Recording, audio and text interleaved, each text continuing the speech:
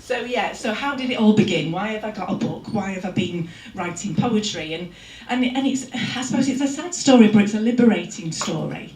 In that, come in, hi Carrie, come in. And yeah, it started off one of being in a real dark space, and one of depression and one of deteriorating mental health, and I was really struggling. And the first thing that came along before the writing was actually a friendship with Jackson D, Dino, who some of you know and love. And he said to me, because he knew I was struggling, he went, come and play the bass guitar. And I laughed and went, is this a joke? Is this a joke? And I went, no, play the bass guitar, it'll help you. It'll sort your mad head out and it'll help. So I started to learn the bass guitar and I loved it. And every time I was struggling, play the guitar, it'll help you, it'll do you good. So that's how it all started, and that was before my life changed quite significantly at that point. I was still in the family unit, shall we say, and I was using the music as a way, as an outlet, to help myself. And then things got worse, and I went down a black hole, a really dangerous black hole, and without saying that word that you all know that I'm referring to, I didn't think I would see things through. And I had music as an outlet, but everybody around me said, Amanda, why don't you just write it down? Write down how you feel, and it might just help dissolve those dark feelings. It might redistribute that kind of power that it's having hold of your mind. So I did for once. I was a good girl. I was told twice, because I did agree to play the bass guitar and I did agree to write down how I was feeling. And it helped. And it helped loads. And I kept on writing and I kept on writing until I saw an advert for Yada Yada, which, as some of you will know, is a spoken word group that used to run in Hull at the Live Lounge. And that was run by Alice Godber. Saw an advert and I thought, maybe if I spoke my words out loud, it would help even more and it would make me feel better. So I went along to the Live Lounge, sadly now closed. Lovely people in there, went to the bar, got myself a drink, terrified, thinking, what the hell am I doing in here? And within a few minutes, a lady came up behind me, really bubbly, really lovely and friendly, and come up and went, oh, you're here to do some spoken word? And I went, maybe. I've got something in my handbag, I've never done it before, I don't know. And that lady was called Mickey, and I know some of you know Mickey. And she went, you're not going anywhere, you're going to do it, and I'm going to be with you. And I'm going to sit at the front, and you're going to go up there, and you're going to share your words, and you're going to do this. And she introduced me to Alice, who was running the group. And I went up there, and I was terrified, and I did it, and I felt really good. And I knew that was going to be an important outlet for me, so I kept on writing. And I'm waffling on now, and I'm the queen of waffle. So I've kept on writing music. My bass has been a bit slack, really, because I've been putting everything into my book, haven't I, Dina? But I have played bass guitar live. I've got a book. How that happened, I don't know. It's never been on my bucket list, but I've got a book. So I'll now shut up, share some poems with you, and then hand over to the wonderful Jackson D after that. So that's the longest introduction I've ever done in my entire life. But anyway, I'm allowed to. It's my party. And so, with number one in the book, and it is one of the first poems I wrote, and it's called Blue Skies, and it was 2 years ago, February half term. I took the kids to London on my own for the first time on a little adventure. We had a fantastic time, but when they were asleep in the Airbnb room, I felt desperately sad. I'd had a lovely time with my children and I'd kind of felt empowered. I'd done it all on my own, and the kids were happy, and we felt all relieved and good. But I was on my own, and I was sitting in that bed looking at my children sleeping soundly, and I did feel really sad. And I kind of thought, don't go down that hole. I wrote Blue Skies. Beautiful blue skies, rippled with ice cream fluff. The smile of young children. It needn't feel rough. Life, a series of chapters that begin and then end. A new prologue is written. A new heart has smitten. Beautiful blue skies, the sun shining through, glistening on the ocean, calming and still.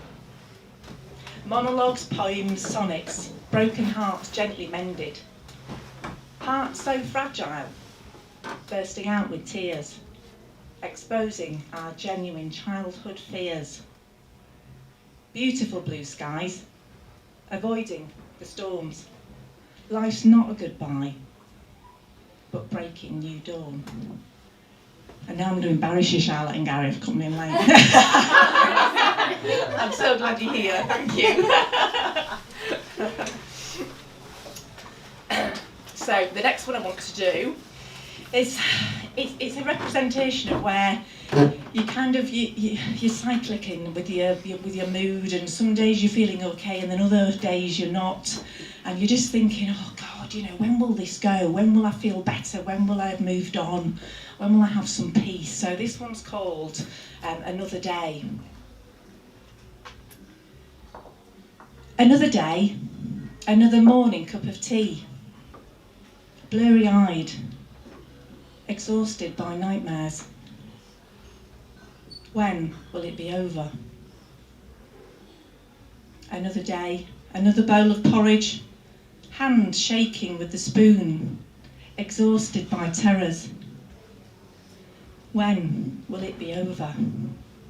Another day, another school run, scrambling for the keys to be on time, speedy walk back, the workday begins. But when will it be over? Another day at the home office, alone. Distraction. So tired.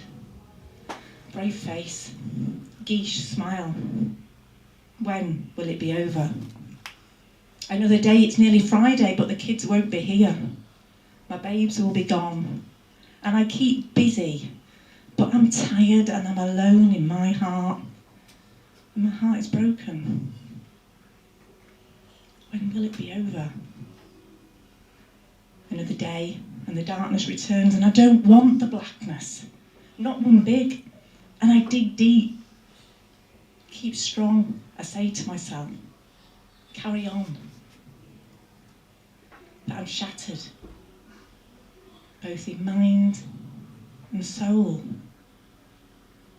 When will it be over? So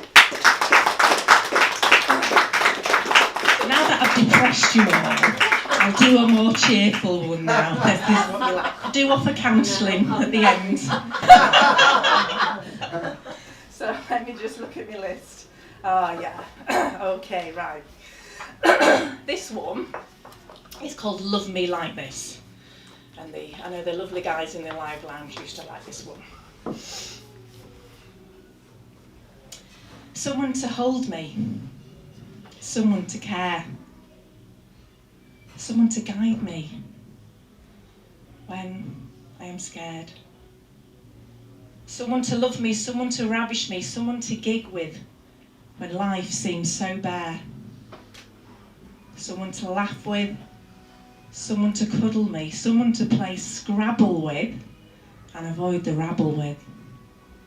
Someone to treat me, someone to meet, someone to drink espresso with and eat cherry gelato. Someone to play and listen to music with. And someone to walk by my side on a beach, in a wood, on a street, in a faraway town, in a different world, where I can be with you. Are you the one for me?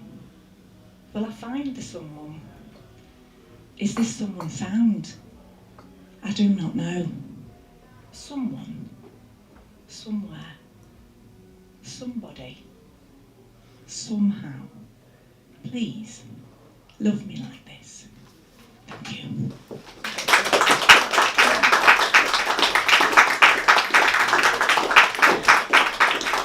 I remember where I'm going next now. Hang on a minute.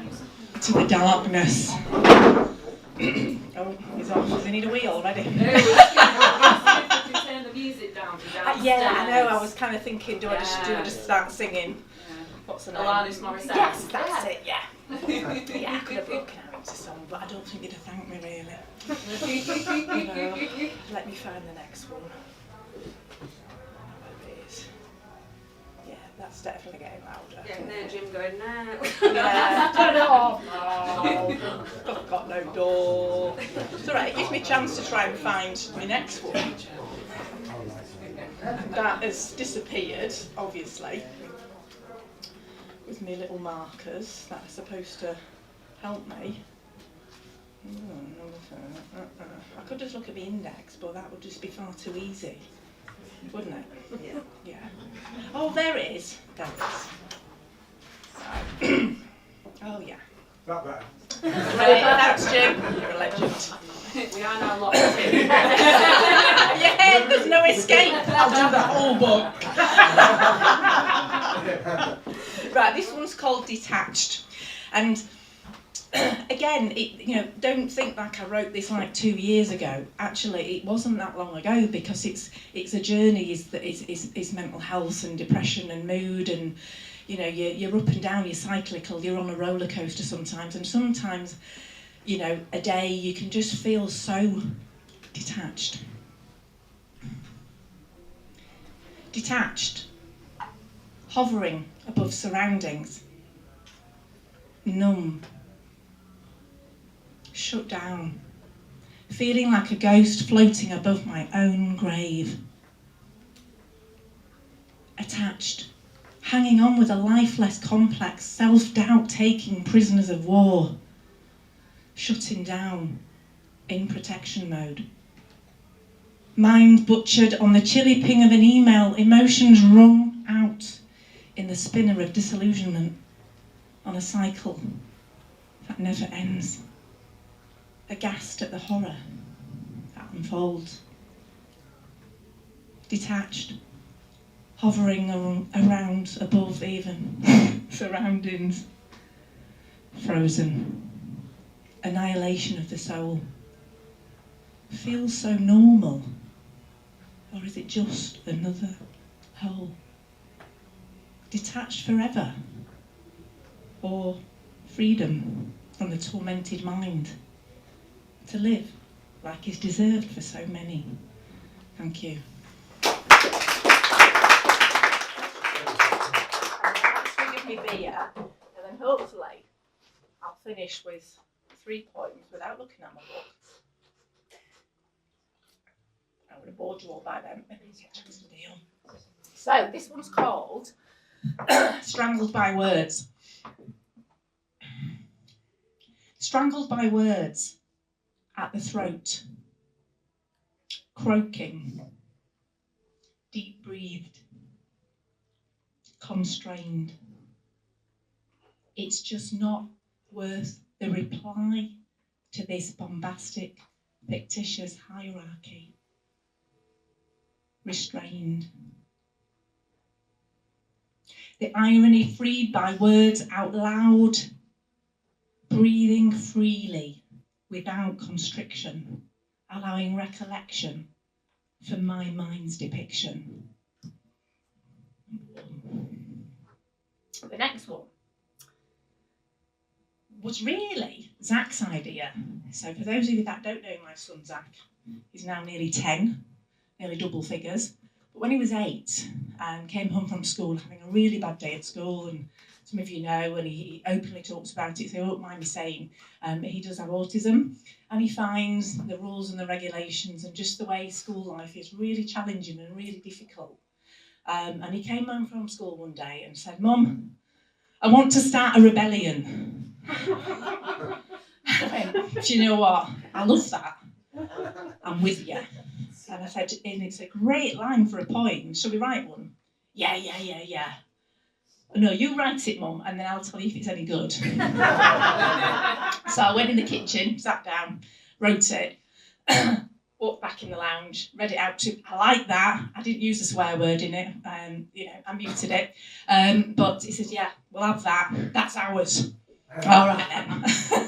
So this one's called I Want to Start a Rebellion.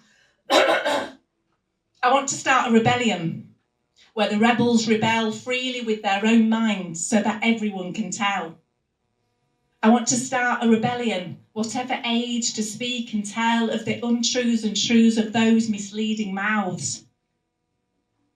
I want to start a rebellion who stand up for others, of the rules and the regulations that constrict and restrict people's life. I want to start a rebellion because no one's fucking hearing the far cries of society in the need for active listening. I want to start a rebellion because I don't want this for my kids. And my kids want a rebellion. And we're ready for this fight. And my last one, I feel like I've been here for hours now.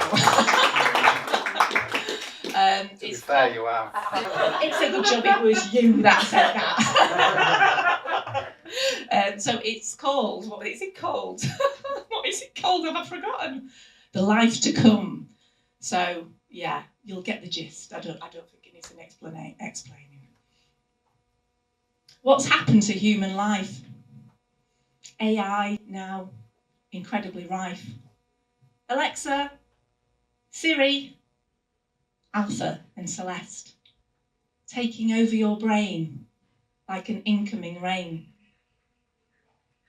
In a world where you don't think without causing a stink. It's the new norm. Do you see the almighty storm?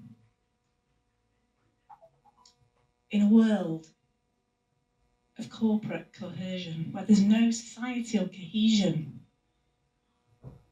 to make us believe that we're smarter than ever. Aren't we so clever? In a world, backtrack, a pat on the back, not an eyebrows raised. Have you used GPT chat? No, I've used my fucking brain. In a world of no waiters, no checkout staff, no radio presenters, 'cause we have Charlie Bot. Now, don't be a hater. Where children are told to learn online, and book clubs and libraries are seen as slime, where everything normal is deemed paranormal. I'm glad I'm not younger. I hope life don't go under. Political. Thank you. Political conditioning of the capitalist giants. Just stop when you ask a question. Who's fueling the answers? Thank you.